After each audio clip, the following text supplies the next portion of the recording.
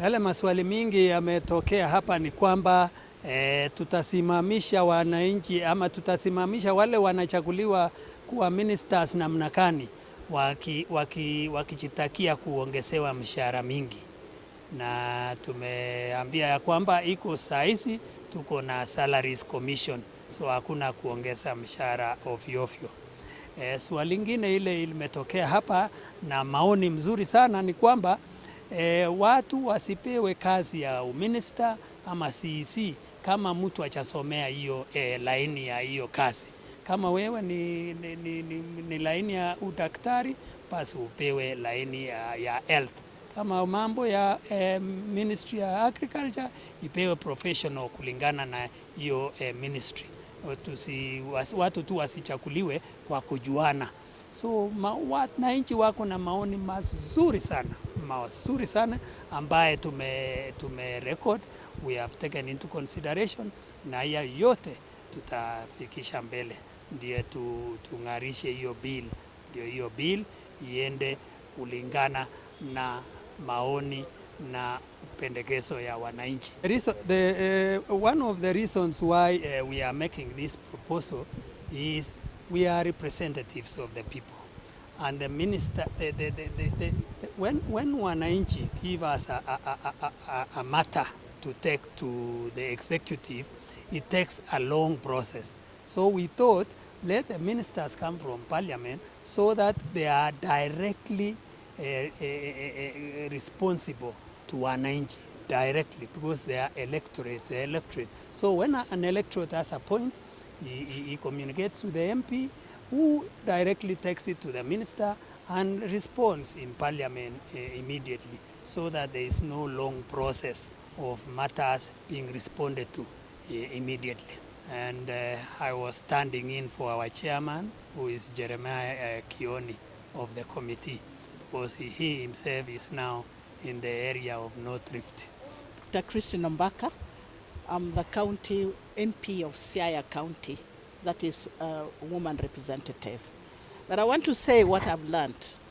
You know, we come to seek opinion through public participation the way we have come. But we also end up learning a lot from the people we seek opinion from.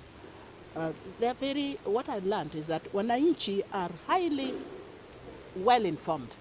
They're well informed of the Constitution. What came out here is clear, that people are aware that regional balance should be taken into consideration when we do appointments. It came out that a number of them said that when appointment is done, they should be distributed across the region. And that is in the Constitution, so that there's no discrimination. They talked about professionalism, which again brings in the question of education.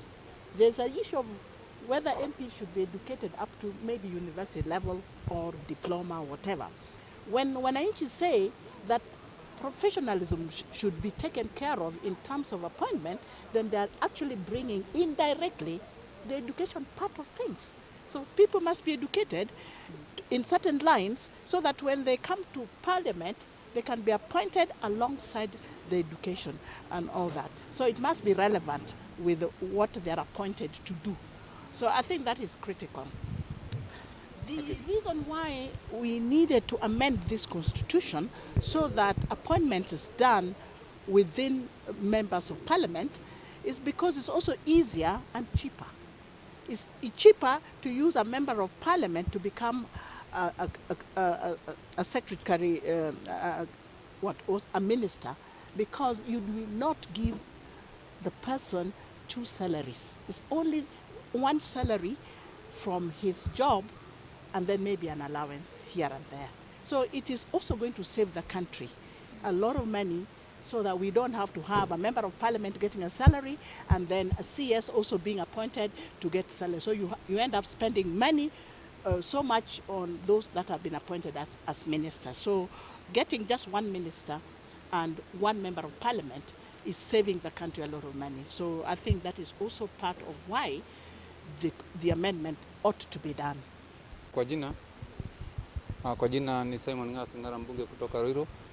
Ni kweli kabisa tuko hapa mashinani pande ya Kakamega kusikiza maoni ya watu kulingana na mswada ule umeletwa kule bungeni wa kujaribu kuona kama mawaziri na manaibu wake wanaweza toka kule bungeni.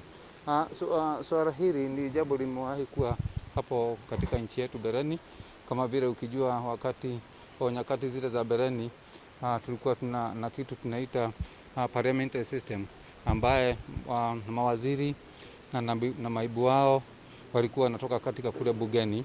Na saa hii tuko hapa, tuko na kitu tunaita presidential system, ambaye mawaziri wametoka kando na kazi zinafanywa kando, na naye mabunge kama sisi tuko hapa, kumeundwa kamati zile zimekaa kama ni mawaziri au mawizara katika bunge ndani, kwa sababu ukiangalia pendekezo zote na maendeleo yote yale yanafanyika hapa nchini kwetu yanapitia katika kamati, na kama kungekuwa waziri ametoka kule bungeni, hata hii kamati haingekuwa na sisi, ingekuwa imefanywa na waziri husika. Lakini sasa kama vile ukiangalia hii kazi ni kama iko mara mbili, mawaziri wakitoka kule bungeni, pesa ya serikali itapungua, kwa sababu ukiangalia pale kulingana na katiba yetu mawaziri wanakuwa kati ya 24 25 namna hii, na wale watu wakirudi kule bungeni zile ofisi zote zitafungwa. Na ukiangalia kila mbunge ako na wafanyikazi wake, kila waziri ako na wafanyikazi wake, magari yake, muda ya kufanya kazi kama vile nimesikia lazima tuita mawaziri kule bungeni wakuje wajibu maswali, hawaonekani. Sisi tuko kule bungeni, hii kitu inakuwa rahisi kufanya wakati zote tuko pale. Na vile vile kazi ya umma haistahili kutumia pesa yote ya maendeleo, na ndio maendeleo inaonekana imekuwa changamoto katika nchi yetu. Ukiangalia sasa katika serikali gatuzi, wale watu wameandikwa kama ma-CECs ni watu wengi, wangetoka kule kwa MCAs, hili namba lingepungua na kitengo kikubwa sana ambacho kingetumika katika maendeleo kingepatikana, lakini sasa kinatumika kama mishahara na riba ya wafanyikazi kutoka vipande mbalimbali. Kwa hivyo wengine hapa, swali lingine limeulizwa, na sasa mawaziri wakitoka bungeni wataweza kuwakilisha vizuri au vilivyo katika maeneo bunge yao. Nikasema hilo ni jambo linawezekana, kwa sababu ukiangalia mtu kama mimi niko katika kamati mbili, saa hii niko hapa Kakamega, kesho niko Kisumu, kutoka hapo naenda Turkana, na bado nawakilisha watu wangu wa Ruiru. Kwa hivyo hii ni kazi itawezekana, kwa sababu ni kazi ya kujitolea na ni kazi tunataka kusukuma mbele. Asante.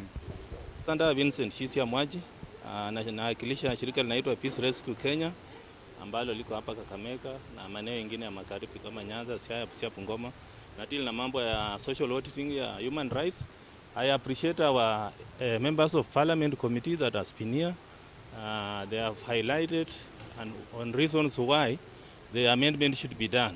Yes, I support the amendment because one, it is going to reduce the reputation that has been there in the entire Kenyatta and Kibaki government. We call for expertise, appointing them as cabinet secretaries and ministers. Then at the end of the day, we spend a lot of money. Tunatumia pesa nyingi kufanyia watu social auditing. Tuchakue parliament select committee ianze kuwafanyia ile kitu tunaita social auditing. Wanaspend pesa mingi kwa mahoteli, wanaspend pesa mingi kwa wafanyikazi wao. Tukiappoint MP kuwa minister ama cabinet ama PS, itapunguza hii gharama kwa mwananchi wa kawaida ambaye ni Wanjiku. Wanjiku amepepa mzigo kubwa sana na anaumia sana. Na nikirudi hapo nyuma ya wakati ya mzee Jomo Kenyatta, tulikuwa na MPs walikuwa wanapewa kuwa minister na assistant ministers, na pia wanapokuwa appointed hata kuwa PS ama PA. Lakini sasa tuko na wale watu naita technocrat expertise. Mtu anaandika mtu kwa sababu ni mtu ya ukoo yake ama ni rafiki yake, akikuja pale anafanya kazi ya kufurahisha ukoo yake, sio kufurahisha mwananchi. Kama sasa tuko na Attorney General, lakini ukiuliza wananchi wengi hapa Kenya hawajui hata majina yake, hatambulikani, hajulikani, kazi yenye anafanya hatujui, na analipo mshahara mzuri, anapewa gari mzuri, hako na podcast, hako na nini. Lakini kama atakuwa mwatilifu kwa serikali, atautumia umma, kwa sababu anajua asipotumia umma utamtambua kwa serikali, usema afanyi kazi yake mzuri. Lakini hapa mbeleni tumekuwa na minister wengi ambao wanatoka katika area tunaita expertise, ambayo na utaalamu mingi wa kuipa, sio utaalamu wa kusaidia mwananchi wa kawaida. Utaalamu wamekuja nao mingi ni ule wa kutuipia sisi mwananchi wa kawaida, sio utaalamu wa kusaidia kuokoa pesa ya mwananchi wa kawaida kama Wanjiku. Kwa hivyo mimi naona hata tukifanya tukirudi katika mashinani hapa katika county to appoint hawa mawaziri wapewe kazi kutoka kwa MCA, itarahisisha kazi yetu kufanya monitoring na kuchunguza hiyo kazi imefanyika namna gani, na kama hatafanya kazi mzuri hatutamchagua tena. Itakuwa rahisi kwa account kwa ile pesa ambayo ametumia vibaya ya serikali ama ya county ama ya national government. Asanteni.